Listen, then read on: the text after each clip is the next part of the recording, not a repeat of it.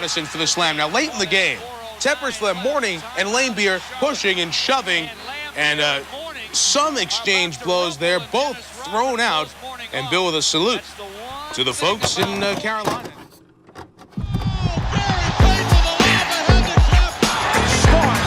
Hey guys, this is Dominique Wilkins. Hey, this is Sean Kemp. This is Gary Payton. Hey, this is Pau Gasol. NBA fans, what's up? This is Vince Carter here. Hey, what's up? This is Matt Barnes. If you're an old school NBA fan like I am, make sure you check out the Basketball Time Machine with my man Sean David. Hey guys, what's good? Welcome back to the Basketball Time Machine. I'm your host, Sean David. Thanks for tuning in. Let's talk some old school NBA basketball.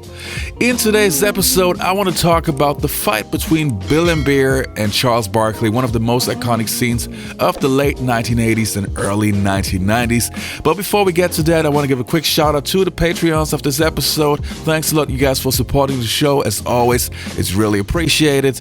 And I would say enough of that. Let's dive right into today's episode.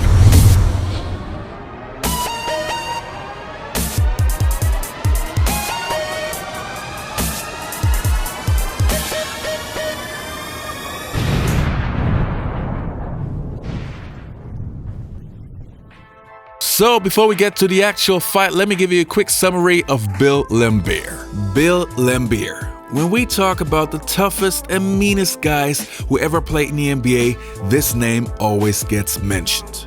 And rightfully so. But what many people overlook is that this guy could really play. Not only was he a two-time NBA champion, but also one of the first bigs who would shoot the three-pointer and make them on a regular basis. He had a soft touch around the basket and was not your typical big. Laimbeer was not the greatest post player, really not, but more a guy who you could not leave open and you had to guard closely. In his earlier NBA days, he played for the Cleveland Cavaliers, where he caught the eye of the Pistons scouts. Because even though he was not putting up the greatest numbers, you could easily see that he was definitely the hardest working guy on the court. Another thing that was really different about Laimbeer was that he was Mr. Obvious Foul. Now, what do I mean by that? Well, when he joined the Detroit Pistons and was part of the transformation, what we would later call the Detroit Bad Boy Pistons, Laimbeer was not the guy to do dirty plays behind the back of the referee. Laimbeer instead would foul so obvious and hard that it was simply impossible to miss the call. This would also be one of the many reasons why Laimbeer would be in so many fights like these ones. Jumps on him on a switch. Harper inside, now dishes deep right. Nance, 18-foot gun goes. 57-41. We got a fight. Laimbeer and Gordy really going after it. Gordy's on the floor. Laimbeer on top of him, and so now are four Cavaliers on top of Bill Laimbeer. And I can almost assure you those two are... Play by Darren Day. It doesn't fall. The tip by Parrish. He can't get it to fall, and Parrish takes Laimbeer to the ground with a right forearm. The security guards are on the floor right now, too. Well, they had said it was only a matter of time till somebody did this. If we're totally honest, there's probably no player who had as many fights in the NBA as Bill Laimbeer. And probably no player got hit as often as Bill Laimbeer. Still, his style of play was very important for the Pistons' success. Also, that he would trash talk his opponents and give pretty harsh interviews about other players, that was just Bill Laimbeer. Now, knowing his personality, he would be the perfect matchup for Charles Barkley. Now, let's forward a little bit.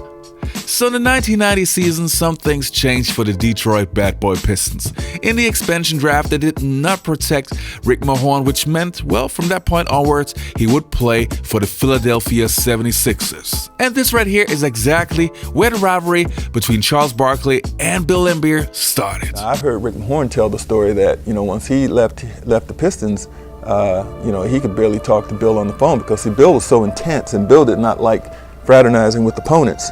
And when he shunned Rick Mahorn, well, now Rick takes that personally. And so, again, you have all the ingredients for something to blow up. What do you think of Bill Laimbeer? I think he's a great player. I think he's a very intelligent player. He does some things that I don't appreciate, but you got to give him credit. He's a very good player. He did not like him He thought he was bad for basketball. And you have to understand, Charles Barkley was good friends with Scottie Pippen and Michael Jordan. They felt the same way. So, so now you're thinking, okay, we got this big showdown. Something's going to happen. Bill Laimbeer and Charles Barkley, they're going to fight.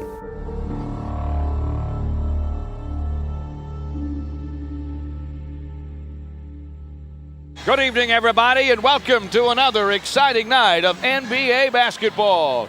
This is George Blaha with Greg Kelser at the Palace, and we have people like Isaiah Thomas and Joe Dumars and Bill Laimbeer and Dennis Rodman and the rest of Chuck Daly's Pistons against Jim Lynam's Philadelphia 76ers.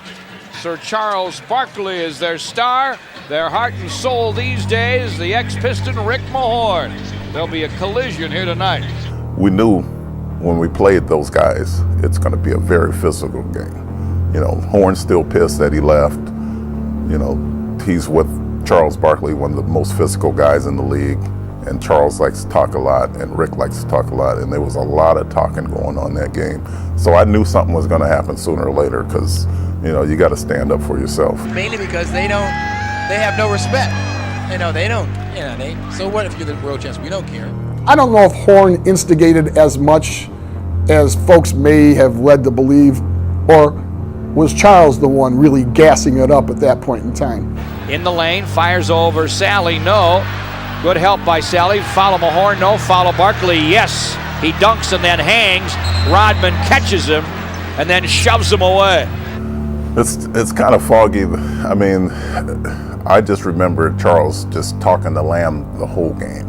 I mean, he was just talking about his mom, talking about whatever. And the war of words is on as Charles Barkley said something to Bill Laimbeer as he departed the game. And I don't necessarily think it was Ricky and Billy going at it as much as Charles and Billy really getting into it.